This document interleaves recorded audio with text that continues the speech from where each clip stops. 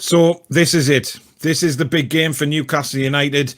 This is the one we've all been waiting for. And to be honest, this is the biggest game of the season. Now, this all depends how Steve Bruce goes with this.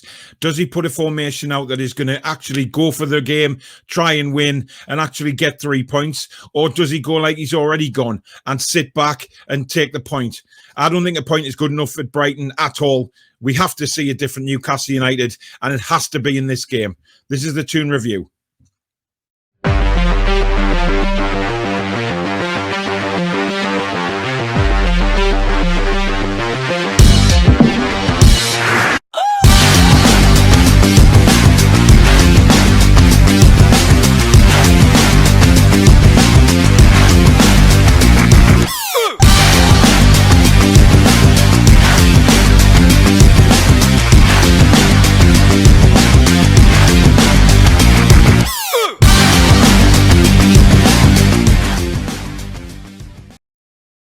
Hi everybody, this is Paul back on the Toon review and previewing the Premier League encounter between Newcastle United and Brighton, which is at the Amex on Saturday.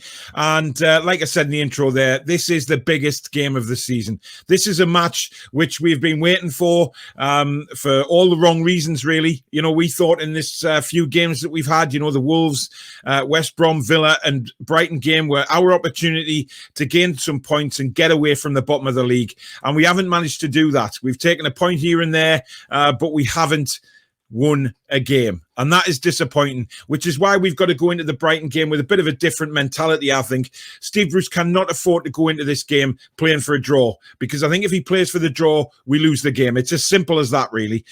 Brighton have played some very, very good football this season without much joy up front. I think if they'd had a 15, 20 goal scorer this season, they would be quite higher up the table, because Graham Potter has them playing some lovely, lovely football. Us, on the other hand, we've been a little desperate lately. You know, we have plenty of the ball against Villa, but we don't test their goalkeeper very much. And yes, we get a last-second goal, but really, you know, when that goal went in, I think it was more relief with everybody that we'd actually stolen a point.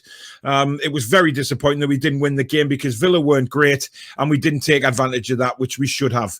But I think this game here at the Amex, it's going to be very difficult. Brighton are very well equipped in defence. They've got some very, very big defenders. The left back is 6'6". You know, Lewis Dunk is brilliant in the air. So I think a lot of this game could be possibly won on set pieces. You know, how will we defend set pieces? How well will we attack set pieces? It depends who is in the starting lineup for us. So for me, I think we have to play 4-2-3-1, given the players that we have available to us. I know Steve Bruce said last week that he wasn't going to change the formation because, you know, we just moved to the 4-3-3 and it seemed to be working. But the three main men who thrive on that formation are injured. You know, ASM's out, Miggy's out, and Wilson's out. So we have to play to utilise the other players that we have available. So for me, a 4-2-3-1 is without doubt the formation we should go for. It's also the formation I think that will put us on the front foot with a bigger chance of winning the game. So in goal, I'd go with Martin Dubravka without a shadow of a doubt. Right back, Manquillo. Left back, I want to stick with Paul Dummett, because I think Paul Dummett has been fantastic since he came back into the side. There's no reason to drop Paul Dummett. He's defensively sound, and you know, if we look back to the Villa game, he put some fantastic balls into the box, which were just crying out for somebody like Andy Carroll to get on the end of. But unfortunately, that wasn't to be, as we well know.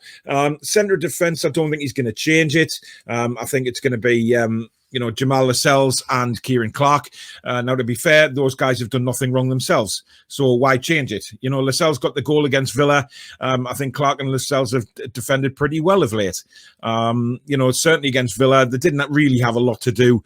But I think they did okay. So I'll go with them. The two in front of them, I would play Isaac Hayden and Joe Willock. Now, two very, very different roles for them. Isaac Hayden, I'd like to see sitting in front of the back four, just as controlling it and trying to get the ball before our defence is threatened. I think he's very, very good at doing that. Now, I know there's been rumours that Isaac Hayden has been injured this season. He may well be, but he's still the man to make the tackles, to go in for the 50-50s, because that's what it's going to need in this game.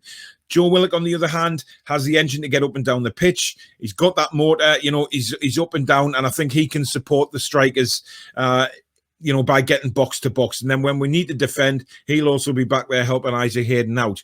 The three in front of them, I want to see Jacob Murphy right, Ryan Fraser left, and in the number 10 role, I want to see Sean Longstaff, because I believe that is a position he can thrive on. And if I'm Steve Bruce, I'm going to go to Sean Longstaff and say, look, Sean, this is what I want you to do. Prove to me, actually go out there and prove to me that I was wrong to leave you out. That's what a good manager would do. Go out there and say to Sean, prove to me I was wrong. Go out there, play the number 10 role and play it to your best of your ability. Have a free roll if you like. Go and enjoy the game and get us some points. And then up front, big Andy Carroll. Now, Andy Carroll is the sort of guy that will rough the Brighton defenders up. We can't put anybody small in there because Brighton will just swallow us up every time the ball comes into the area.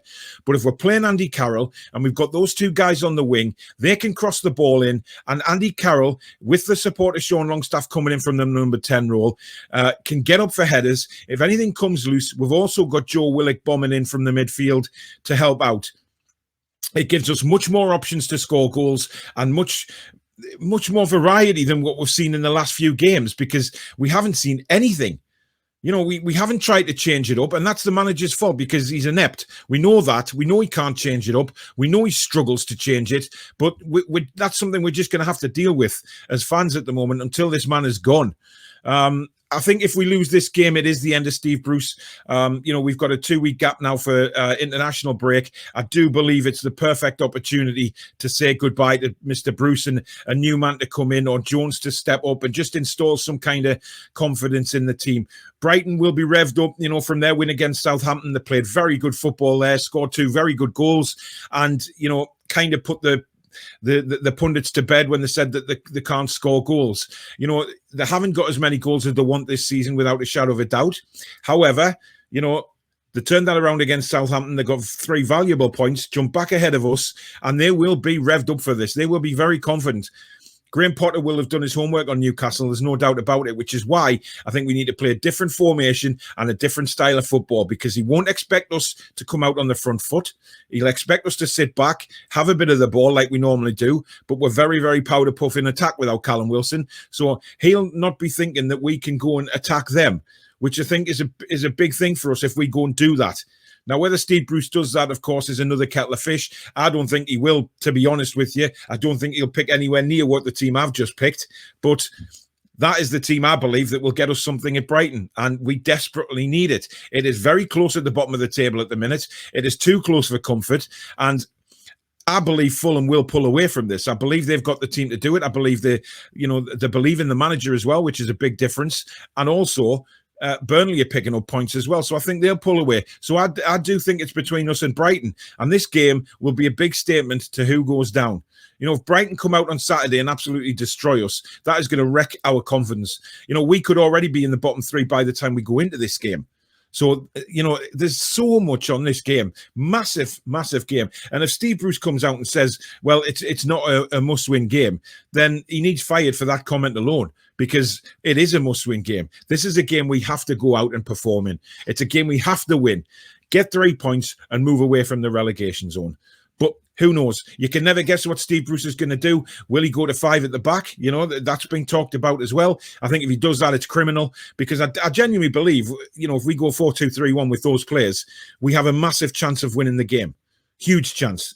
But if we go 4-3-3 again, I really think we're in trouble. I really do, because Brighton play the ball around nicely, and if we go that formation, they'll play it around us as if we're just statues. I've left Shelvey out for a reason, because I think, in games like this, we need full-blooded, committed challenges going into the 50-50s that you're not going to be scared of, and I think Shelvey is just one of those players. He's a luxury player that we can't afford to have in the team at the minute, because we need blood and sweat and guts.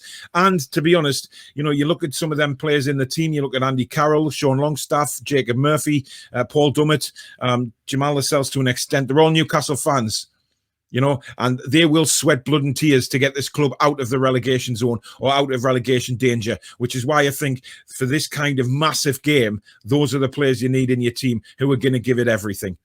But let me know what you think in the comments below. Let me know if you think that's the formation we should go for. If not, what formation would you play?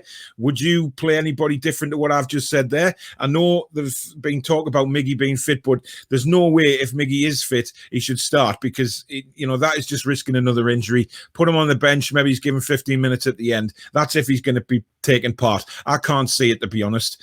But let me know if you change any of the players. If you've enjoyed the video, do smash that like button. It really does help me build the channel. And if you're new and you've liked what you've seen and you've had a look at the other programs on the channel, do consider subscribing. It's building up very, very nicely. But in the meantime, guys, enjoy the rest of your week. I'll be back tomorrow night live on Thursday Night Live with Holly, and hopefully getting a couple of guests on. But in the meantime, take care, guys. Enjoy the rest of your week. Be strong. Be strong.